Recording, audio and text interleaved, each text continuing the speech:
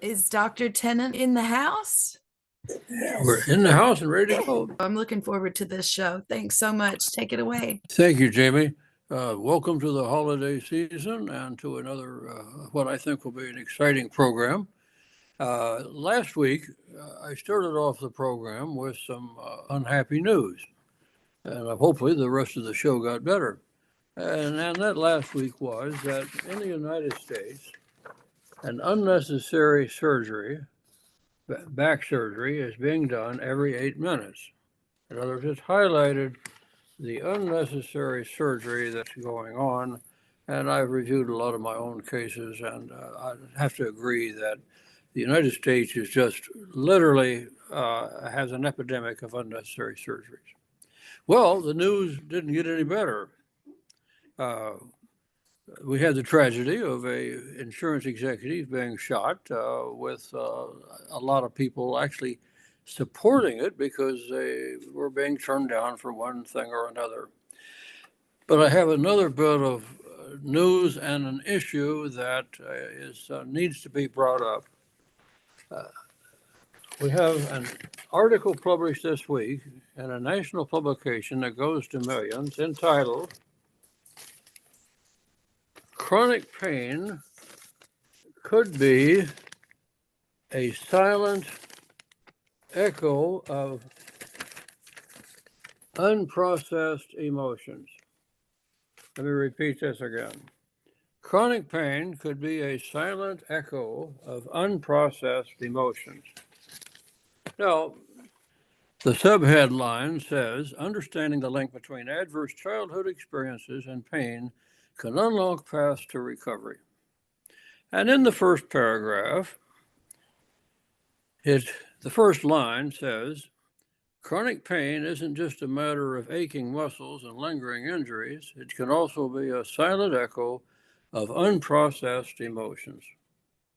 Now, as you go through this, and keep in mind, this was published in Epic Times. Epic Times goes to millions of people. The summary of this article, well, I'll give you the summary, then we're going to go into some details, because this is an important issue. What this issue is saying is that all you folks out there with pain, it's all in your head. Okay? It's all unprocessed emotions. In other words, this is a good reason for your insurance company to deny your medications, your medical board to discipline your doctor, and your own family to reject you by saying it's in your head.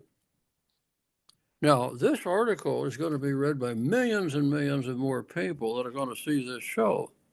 Okay? Now, the first thing you want to know about this article is not a single MD is quoted. Not a single MD is quoted in the article. This is all quoted by psychologists and educators, all non-medical people, actually. No one with a nursing license or a medical license is contributing to this article. So you should know that right out front. And it's more than offensive. It's scary.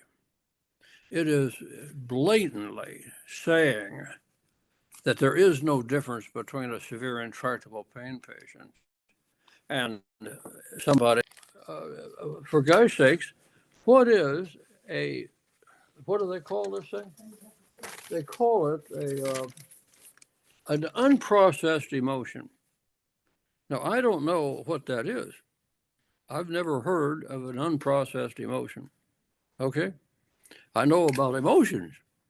But if it's unprocessed, now what also I want to know is, they say now that the treatment is getting rid of them. Well, first off, what are they? Secondly, I don't know how you get rid of them. They tell you how to get rid of them in a minute. And then I don't know how you measure when you get rid of them, okay? And, but I want to quote a few things in here because I think they are somewhat important. For example, there's a statement in here that says, "Studies have shown that severe inflammation can persist in individuals with multiple suppressed emotions even up to 30 years later." I've never seen a study like this. Have you? Anybody here got a study on suppressed emotions and pain? Let's see it. But it's right here. Millions are going to read this and believe this. Okay. Now, it even goes on to say, now here's one that's really disappointing. Anybody ever heard of the U.S. Pain Foundation? Yeah, I hear some head shaking. Well, let me hear what they say about this. The U.S. Pain Foundation, I quote now, the U.S. Pain Foundation emphasizes that even if the physical aspects of an injury or condition have healed, unresolved stress and emotions can prevent it from becoming pain-free. So your United States Pain Foundation, are they supposed to be representing you folks out there? They certainly are not representing doctors. I don't know who they're representing, but they're buying into this. It seems to me that those of you who are advocates might want to have a stern talk with them. But no, what gets worse about this article is what you do about it. Okay, what you do about it. Hold on to your chairs, folks. Okay. This is supposed to be your new therapy. Throw those opioids away. Get rid of that Valium. Throw away your, your cortisone, and throw away your ketorolac, and your. Don't even bother to do exercises anymore or follow a diet. Just do what they say here. Well, my guess is if you do, you'll be in the grave pretty quick. But nevertheless, this is what they tell you to do. You're not going to believe this. Again, national publication. Millions are going to read this. Insurance companies are all going to read this. Medicare is all going to read this. Here's what you're supposed to do now for pain. Number one, what has affected me so profoundly that my body is urging me to listen? Number two, if I am being 100% honest, what do I truly want to do? Now, I don't know what these have to do with pain, but nevertheless, that's what you're supposed to be doing. Number three, what am I dreading, or whom do I want to avoid seeing? Number four, what is my pain helping me avoid? Boy, that's a good one. Am I moving my body enough? What activities have I given up that I once loved? Now, you're supposed to deal with these 6 things to treat your pain. The bottom line is this. Let's cut to the chase here. This article has been paid for by somebody, a journalist of obscure name, in a national publication. Whether the publication knew how dangerous this is or not, I have no way of knowing. But what is bad about this, it propagates the idea that all pain is the same, number one, and number two, it's in your head, and number three, the treatment is psychologic, and that you don't need medications. Okay? Now, I'm offended by this. I'm truly offended. Now, I'm going to tell you about my day-to-day a little bit. I started off my day-to-day being asked by some pediatricians and a hopeful mother to look at some MRIs of a 13-year-old with severe adhesive arachnoiditis, 13 years old. Now, has she got suppressed emotions that have caused this? Well, I'm taking a look at these x-rays right now, and her cauda equina below about L3 or 4 is almost fibrotic. Now, you don't get repressed emotions to give you fibrosis of your cauda equina. When these people start talking about these psychological things, and this is all in your head, you tell me how this 13-year-old has got fibrosis in all of her nerve endings hanging down from her spinal cord. Okay? They leave out these things. In other words, if somebody wanted to talk to me about emotions and occasional headaches, I've certainly had headaches and backaches under some times of stress, but it passed. But they're including everybody who needs opioids. That's the real target here, folks. The real target is to get you not to take medication. That's the real goal here. Okay. Well, the second case that I reviewed today is from a woman who wants to be in our new study on how to stop deterioration. And I guarantee you don't stop deterioration by going to a psychologist and talking about your repressed emotions of age 6. Okay? Okay, now, but I wanted just to talk about something and then go on to my educational pitch today, forgetting psychological things here, if you will. Here is a woman that I've been asked to review by her physician and her. She's here's her clinical short history: hip joint replacement, cervical spondylosis with radiolopathy, carpal tunnel syndrome, atrial fibrillation, adhesive arachnoiditis, lumbosacral spondylosis, sciatica. And she has both the major antibodies to Epstein-Barr that are elevated.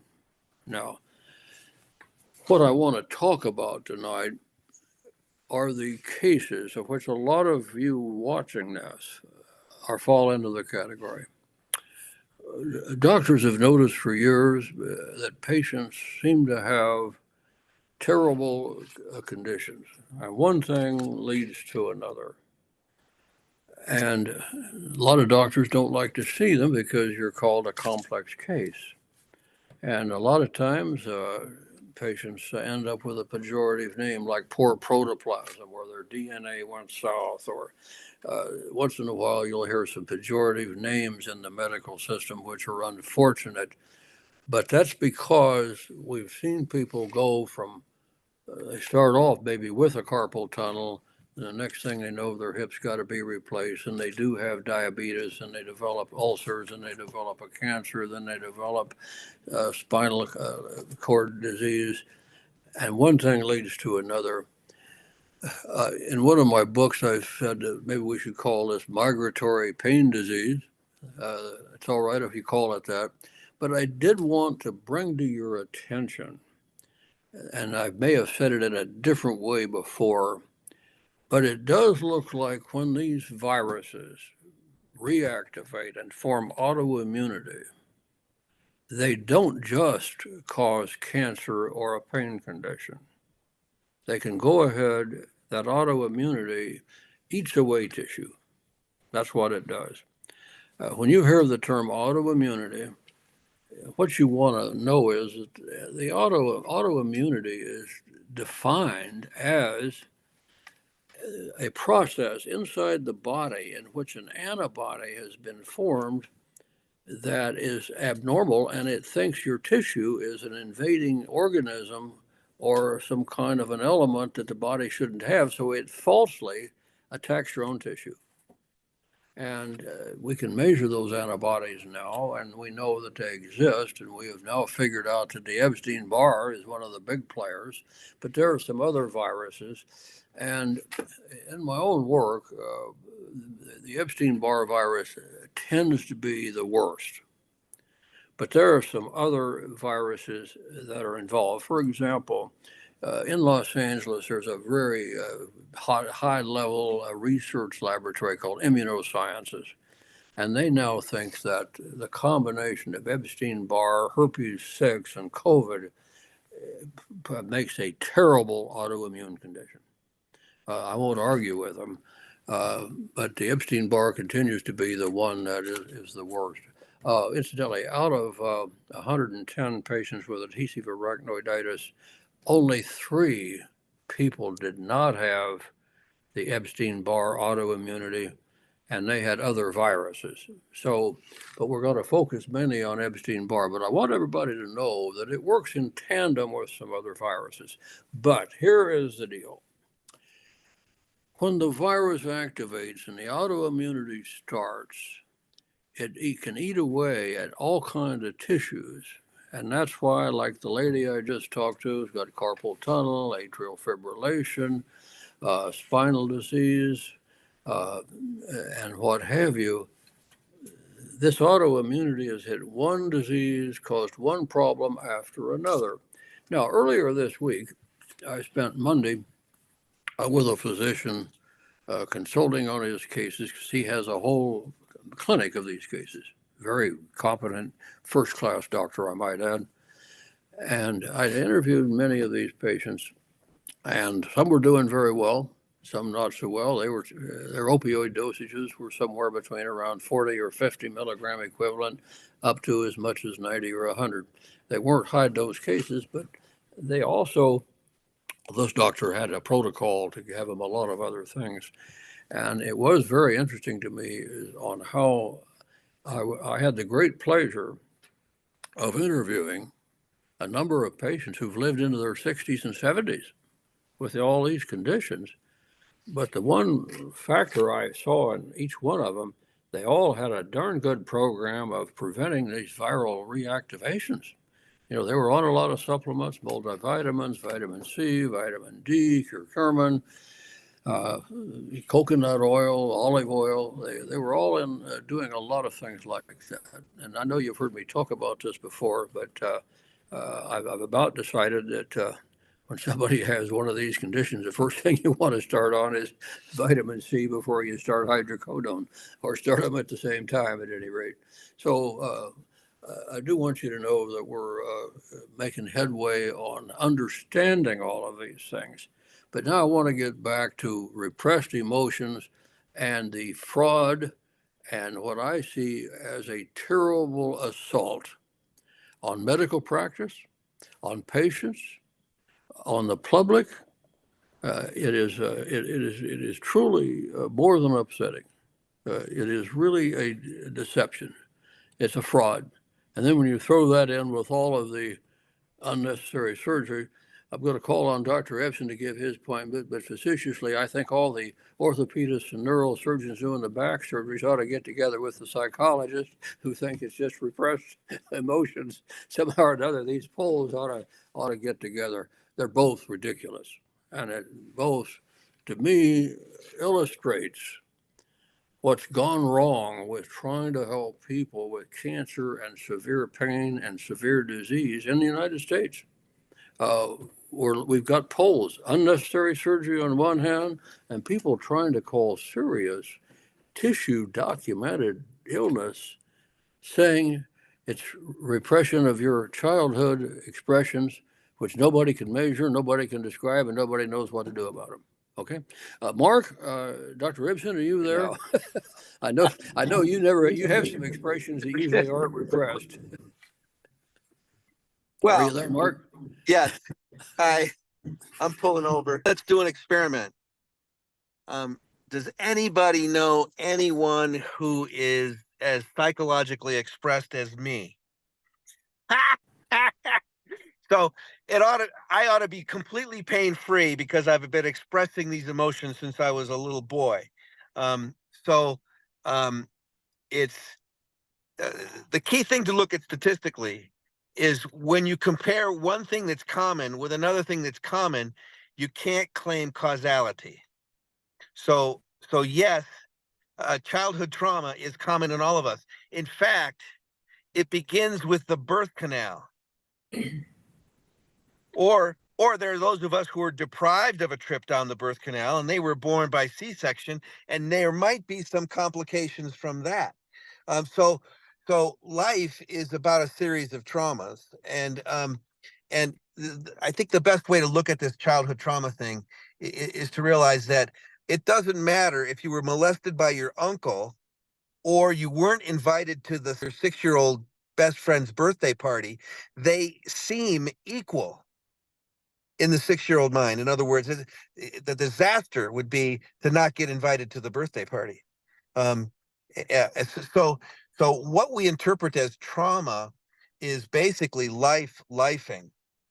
So this idea that it's all in your head, of course, it's all in your head. There's a grain of truth in it, which is what makes this so diabolical and so harmful for those of us who are on this call to start blaming ourselves for our pain because we haven't processed our unprocessed emotions. It's not about that. Okay. Now, I don't know if you remember Dr. Bernie Siegel 25 years ago came out with a book called Love, Medicine, and Miracles. And what he noticed is his cancer patients got better when they took more of their own power back and participated more fully in their care. Now, a lot of people read that and said, well, So what you're saying is that if I'm passive, I'm going to die from my cancer? No. No, what he was saying is if you participate fully in your medical care, you're going to be more satisfied with the results that you get, and you're going to feel better about what you're doing to deal with your cancer than you'll feel if you just passively lie there and let them shoot chemotherapy in your veins. So the and Bernie Siegel's a hero of mine. So I remember back then where people were saying, well, Bernie Siegel's saying that if you draw some pictures and ask questions of your doctor, your cancer will go away. No, he didn't say that. It's more subtle than that. And the Epoch Times article was very frustrating in its lack of detail. But one thing's for sure, we all have trauma. So you can't blame trauma on the pain that those of us who have pain are having without looking really curiously at what does this trauma mean for us existentially. This is a spiritual conversation, not a medical one and not a psychological one. And so I ask my patients often to engage in conversations about their PTSD, and everyone on this call I'm going to propose has some degree of PTSD, especially me. and and so and so what do I do about that? I go to my therapist once a week. I'm radically taking care of my well-being. I do what Susan tells me to do about well-being. I'm looking at how can I take care of myself while I advocate for you. Otherwise, there's some truth in this where they say you're going to do dysfunctional things to take care of yourself if your trauma is operating in the background unconsciously. So maybe there's some consciousness involved. And so all of you who are listening, I beg you not to take this personally, but I also beg you not to throw the psychology out with the bathwater, because I think we're all struggling with what's happened to us. And it's clear to me that the bigger my resentment is, the more I hurt. The less I sleep, the more I hurt. The more pharmacies I run into that won't fill my prescriptions, the more cynical and jaded I get. And that happened today, by the way. So I'm saying that yes, we have to include everything in our cornucopia.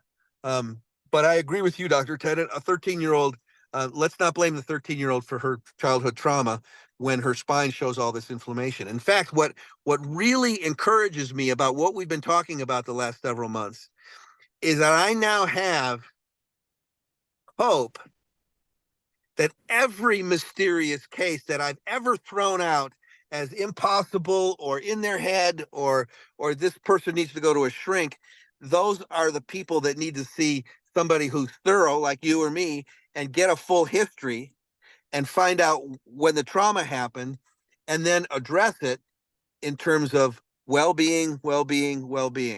And that's what we're doing here in terms of addressing pain relief, decreasing inflammation, and regenerating new tissue. And if you want to add a fourth, then by all means, go to a program that helps you with your trauma, because this is traumatic to have this kind of pain. This is traumatic to be betrayed by your doctors and the system and be left alone and be blamed for your illness. We've all got PTSD and we need to deal with that and include it.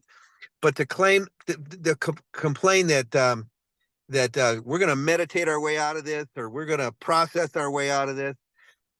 I've been going to Al-Anon for 13 years and I'm still dealing with whatever powerlessness happened in my life that led my life to take the turns that it's taken. So I'm up for that conversation. I think it's a rich one if we engage it from the standpoint of curiosity and not judgmentality. So be curious about your past, bring it up. Let's talk about it, process it. If there's anyone who can advocate expressing emotions, I think it could be me. So I'm interested in healthy expressions of my emotions. And the more I express them, the healthier I seem to get. And when I was quiet, It wasn't pretty. Every year or so there'd be some explosion. So please, I know the patients that talk to me that express their emotions because I'm weeping with us. We're all weeping together about this. So let's not throw the baby out with the bathwater. And let's resist vigorously any ideas that there's anything scientific in this article at all. Well said, Mark. Thank you so much. I got something else to share. We should be talking about adverse adult events, and not adverse childhood events. In other words, each of us on this call has had multiple events that have happened to us in our adulthood that have led to us to reflect, reformat, reframe things, deal and process with whatever resentment or betrayal or anything else that's happened to us. And I could tell you this, the patients that I treat now, they've all had adverse adult events. And that's what we should be talking about is how do adults deal with adversity? What would be the major adversity that ever happened to a person might be to be in a concentration camp. And there's a book about that called Man's Search for Meaning by Viktor Frankl. And he was in a concentration camp and he did a study about who survived. And the people that survived were the people who could find something to be grateful for, a way to connect with other people at the concentration camp, and not the people who were passively surrendering to the circumstances around them without maintaining their own personal dignity. And the dignity of humanity is that we love each other and that we stand for something, but not against our fellows. And I think this is an existential conversation that could go on for eons, and it actually has already. So God bless us, everyone. I think what Dr. Ibsen is saying is absolutely correct, is that anybody who's got intractable pain, enough to take medication every day for it, certainly needs to be take an assessment of their past and present stresses and psychological issues. There's no argument there. I've known many excellent pain psychologists who deal with the present and who deal with trying to resolve those emotions. We also do know that stressful events that are strong enough to cause a biologic alteration in the immune system or can activate viruses. That's not the issue here. That's not the issue. The issue is that we have a certain elements here in the country who are intentionally trying to make the case that pain is a purely mental condition, not even a psychological condition. It is a mental condition that should not be treated. Now, for example, at some point we should bring on this program. It has been written in prestigious journals like the New England Journal of Medicine, we should not treat pain at all. It is part of the human existence, and we should put up with suffering because that's the right thing to do. Well, okay, that's a belief, or at least that is an idea that's propagated out there, but I think it's primarily for financial gain by some parties. So we have in the country, we have, like I say, on the one hand, we have unnecessary medical procedures being done. And on the other hand, we have this denial to pay for anything that's pain related, and also to criticize doctors and families and anyone else who believes that pain is a legitimate medical condition. So this is what we're talking about here now. And I think that I want to bring it up because those of you who do have pain and those of you who would like to be advocates who want to help the cause really has to start understanding that we have this element out here who is heck bent on claiming that the pain that you take medicines for every day is not real. And so we do have to tackle that. I think what Dr. Ibsen is saying, which is absolutely correct, people who have motivation, people who do try to resolve their problems and who accept their condition, do better. I don't think there's any question about that.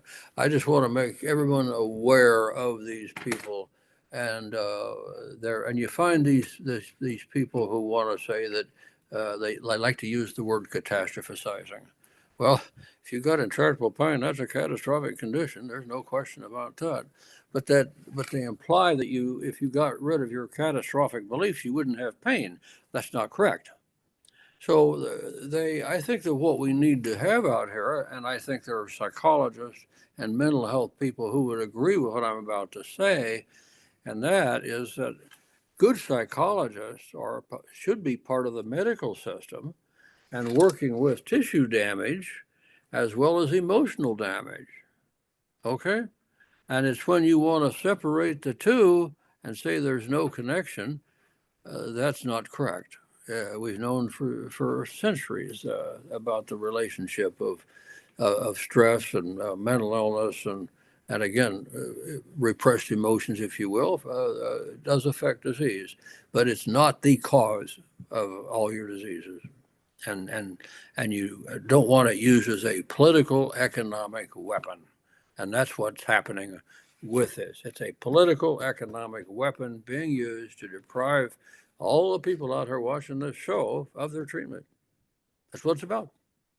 Yeah, let's not kid ourselves. Dr. Ibsen, could you give us a little more update? You had this very good show on December 3rd. Advocacy continues on. What's the advocacy report this week? Are we losing everybody? Hopefully not. Ashley just brought up a good point. They say that opioids are a placebo, yet they're highly addictive. How could both be true? That's a really good question. One of the things, I mean, opioids, there are people who are what we used to call biologic addicts. During most of the time of this planet, opioids have been known to addict certain people. And it's been a long held belief that people are born with genetic tendencies to abuse and to become addicted to opioids. It gets to be ludicrous. Opioids also have been known for centuries to relieve pain. Okay? So an addict was somebody who took opioids for non-pain purposes. Okay? Non-pain purposes. That's not, this is a no-brainer. I mean, if you're taking opioids and you don't have pain, well, that was always known as a heroin addict. And in fact, when methadone programs were started and when addiction services began after Vietnam, I mean, that was the criteria fundamentally, was that you were taking opioids for a non-pain purpose. And that was a psychological purpose that you could quibble about that and debate it. And there's been lots of debates about that. And I've taken part in a lot of them myself. But the person who had legitimate pain, okay, and where we've gone wrong in this country. I mean, even DEA's regulation says that you can use opioids for a legitimate pain purpose. Well, that's easy to determine. But what's happened in this country is that they've now said that if you're taking opioids for pain, you also have opioid use disorder. Okay, so we don't use the term addiction anymore. They want to use the term opioid use disorder and include pain patients. Okay, and so now we do not have a clear demarcation between addicts and between pain patients, and that's wrong. Okay, and if someone is a pain patient and is abusing their opioids, that's easy to determine also, and addicts can get pain, but that's a small percentage of people, okay? And so, again, this is being done to confuse the issue, and again, to claim that anyone who takes an opioid for pain is really an addict, or it's mental. And that's being done by different factions in the country. Okay, it's not just one faction because they've all got different motives, whether it's the pharmaceutical industry, whether it's the government, whether it's the cartels, whether it's the surgeons, whether it's the hospitals, whether it's the medical boards. You've got all these different political factions, and it's kind of hard to tell who's on first.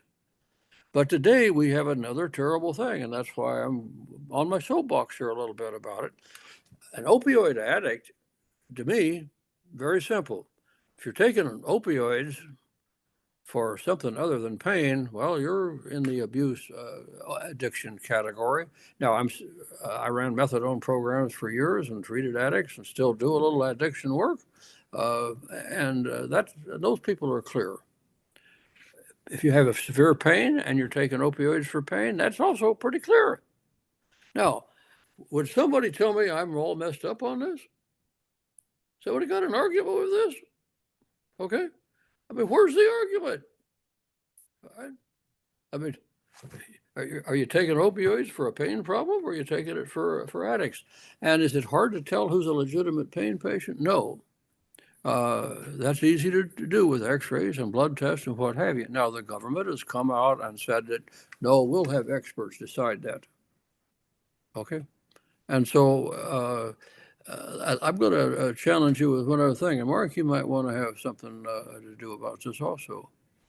Do you know that I can't find any government document in this country that defines now the separation between an addict and a pain patient relative to opioids?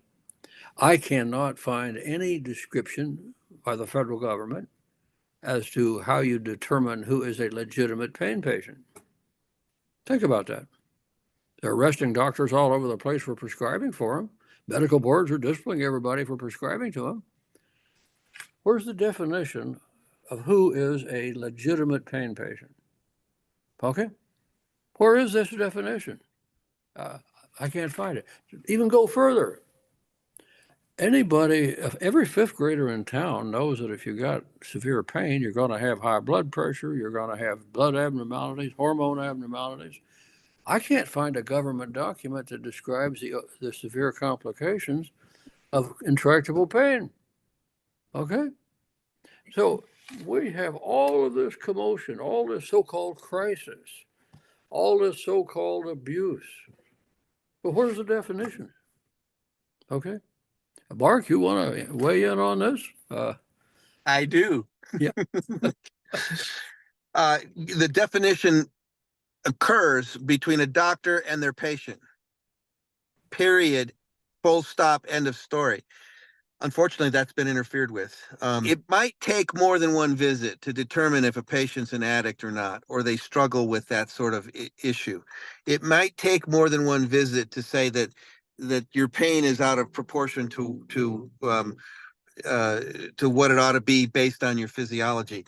But we're now seeing, particularly with the terrifying mystery of what these viruses are doing, we're now seeing that they behave in a completely random, unreproducible, lightning strike kind of a way, that in some ways gives us some hope to take care of mysterious complex cases. However, we have a system that is now designed to avoid complexity. You know, when I went to medical school in 1976, we were eager to see the interesting cases, because that's where you do most of the learning. I mean, I remember some, hard ass surgeon saying, well, you know what the problem with it being on every other night call is? You miss half the pathology. And it's true that there's a lot going on, and there's a lot in medical education that piles on, but there's a benefit from it, and there's a certain wisdom and detachment that happens at some point in your medical career where you kind of get to say, okay, I'm trained enough to do this. I'll take care of this patient, and I'll help them get better, and if I can't, I'll refer them to someone who can. And we no longer have that system. We basically said, you've got your 5 minutes, stop complaining, see you next month, and we'll talk about nothing again. And so people don't get down to the bottom of what's harming them, because they don't have enough time to process it. And I'm for processing, clearly, but I'm also for leaving us alone so that we can take care of our patients, and manage the outcomes, and let the patient speak about whether their outcome has been managed. In other words, Brandy Stokes has a vote about whether she's in pain or not Eva Quirion, the person who wanted to force taper her, who said, you know, we're not negotiating this. We're doing this for your own good. Well, watch out when people start doing stuff for your own good. Very good. It's Yeah. like, run. And she did. She ran from that practitioner who was harming her with some righteous superstition that I promise you, you're going to feel better just as soon as you come off all these medicines. And, you know, that's just lying to the person about what's in front of their eyes. So, you know, eventually we'll come to our senses. And we'll come to our senses as a culture if none of us be quiet. No being quiet about this anymore. We're not going to take our medicine and be quiet and hide behind the door. We're going to say, enough, we've had it. We want compassionate care for everybody, but that includes us. Well said. Well said. We've got a couple of minutes left. Jamie, do you have anything else you'd like to say about this? You're our host. Appreciate that. It's really a lot to think that something that is so inexpensive and something that is efficient, it works, treats these symptoms, it does the job. Why that is criminalized, yet all of these expensive alternatives are put in the front row. Like Dr. Ibsen was explaining, we need to have, I think, empathy for all people that are involved, but at the same time, where is that solid do no harm, that fifth vital sign? It's gone, and I don't know where this changed around.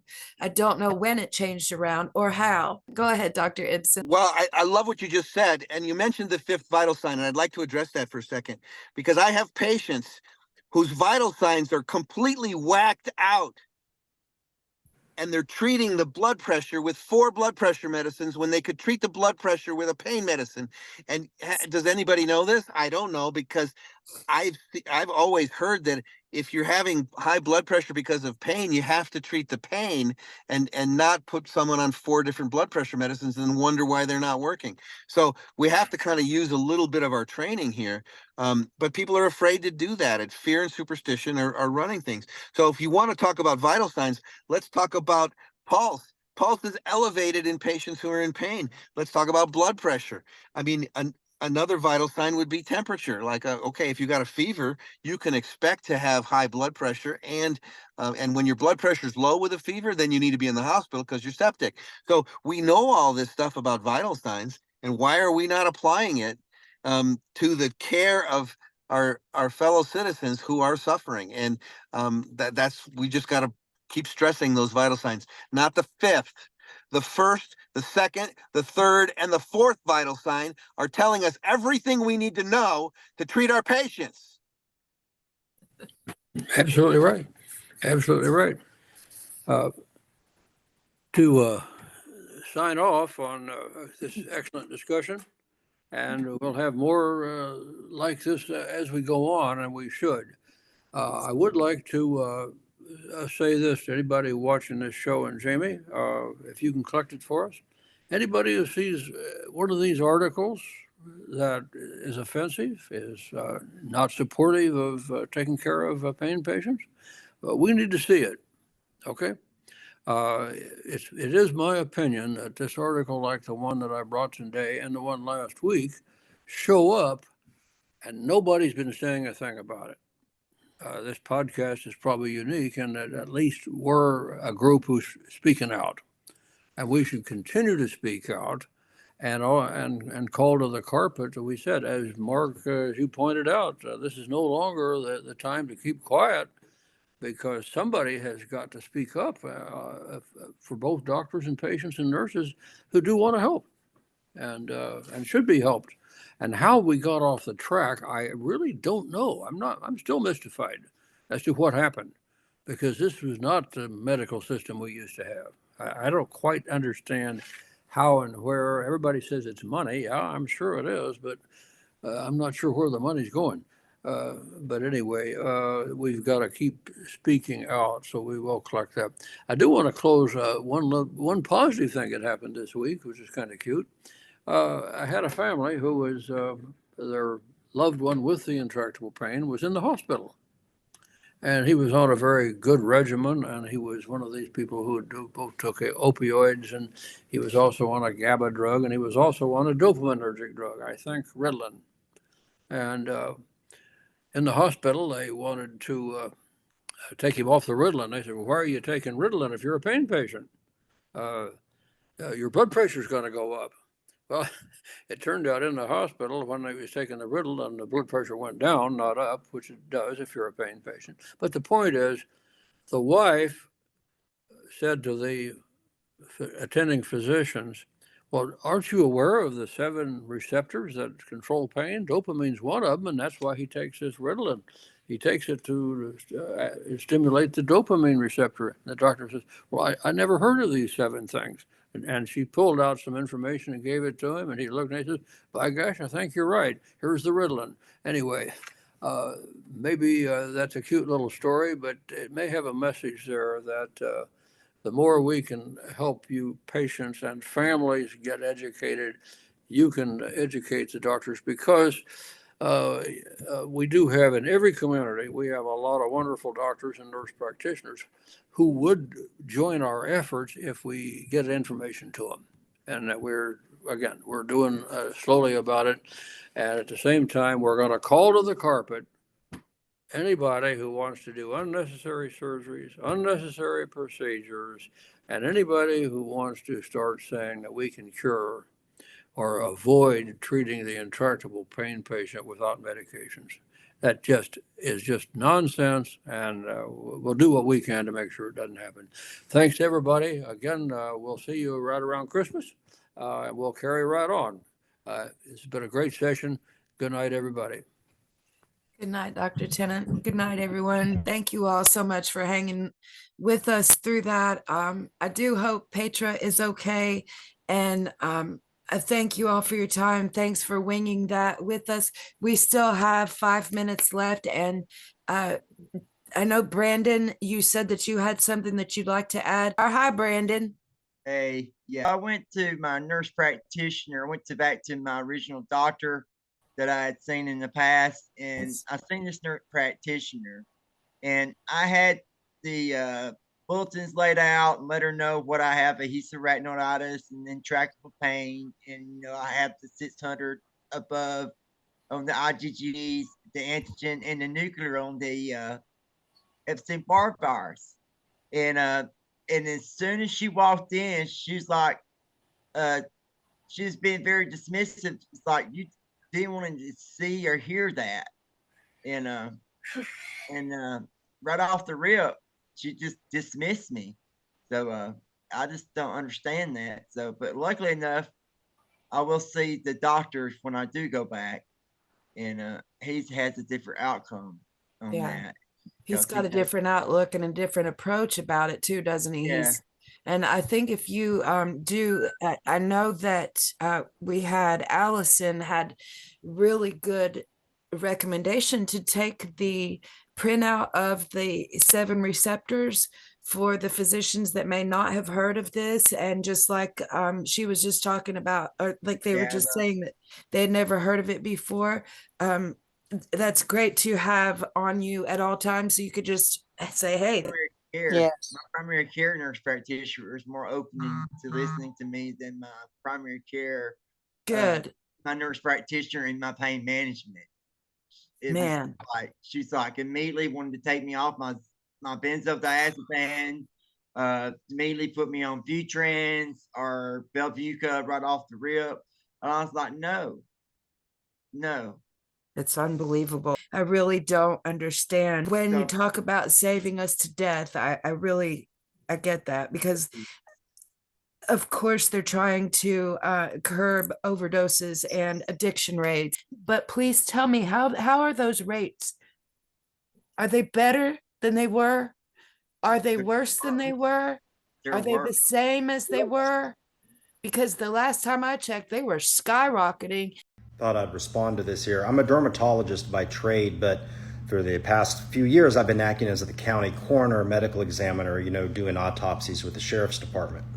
This is in Tehama County, California. And the last coroner, before I took the job, told me one time, he said, "Hey, Derek, like, no one's dying from prescription drugs up here. It's all fentanyl and carfentanil and methamphetamine." He goes, "I've yet to do an autopsy on anybody or get a tox screen back on anybody who had, toxic, lethal levels of prescription medications."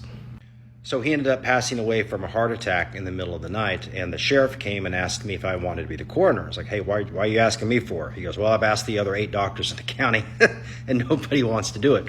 So I went ahead and became the coroner. And, several months into the job, a year into the job, it dawned on me that this guy, Dr. Fish, was right. I didn't see anybody dying of prescription medications on my table. Just didn't happen. Like Dr. Fish said, before he passed away, it was all carfentanil, fentanyl, and methamphetamine and alcohol. The CDC and the DEA, they know they can't go after the real drug dealers, so they're picking on the doctors because the doctors can't fight back. So I wonder how many people that were on my autopsy table that overdosed were legitimate people seeking pain relief on the street because their doctors were too afraid to prescribe it. I imagine quite a few. Overdose rates have started to go down now. And but the other study that I read the other day was quite the opposite. It was like 2023, there's over 107,000 overdose deaths. Yes. 85% of those was the illicit street. That's it. They are dragging their feet on these peptides, because if they drag their feet on these peptides, that means the insurance won't assist and help pay for these peptides. If they would not drag their feet, You're right. This could help us. We know that it can help us in Exactly. ways. But how could they make the trillions of dollars that are made if there were healthy people? But don't they understand that we could be back in the workforce? It doesn't make sense to me. We just got a word that says they claim that those numbers are going down, but that was conveniently before the election, which is suspicious. It filters down to a dollar sign, and we are more than that. So we love each other. We're family. We have each other, and that's worth fighting for. I believe so. You guys are worth fighting for, and this family's worth fighting for. So we are fighting, and that's what we do. Alabama has legalized marijuana for medical purposes back in 21, and still yet has not got it available for any of us. Wait a second. Excuse me. Did you just say that Alabama legalized cannabis back in 2021, but for medical purposes, yet it has still not been made available to consumers? Yes. They're going to create a monopoly within the state. They won't allow a free market. They won't let me order it from Colorado or Georgia or anywhere. And so they brought in this retired judge to arbitrate it, to get it to go through. And another thing, they don't even allow kratom in this state. Wow. Amazing. I get every day that's advocating for kratom. And when I wrote Governor Kay Ivey, I said, y'all leaving us no options here. There's not one person here that knows everything, but everybody here cares, and that matters. That is so rare. That's not common in this world, to have people that actually do care. I hope that matters. Try to hang in there, and we will see you all again on the 19th, one more time before Christmas. And I hope you all have a good evening, the rest of your week. Stay in low pain as possible and try to stay low stress. You're not alone. God bless us, everyone. Amen. God bless us, everyone. Amen. Amen. Amen. Thanks for pulling over for us, Doc. Thanks for pulling over. Yeah. You're awesome. Yes, you are. Thank you. Good night, everyone. Thank you, Dr. Janet. Good night. Good night, everyone. If everybody wants to unmute and do a shout out and say good night, here's your chance. Night. Good night, everyone. Love you. Nighty. Thank you. Love you guys. Have a good Bye. weekend. Bye. Night. Sweet dreams. See you next week. Love you, Jamie. Love you too, buddy. Y'all have a good night.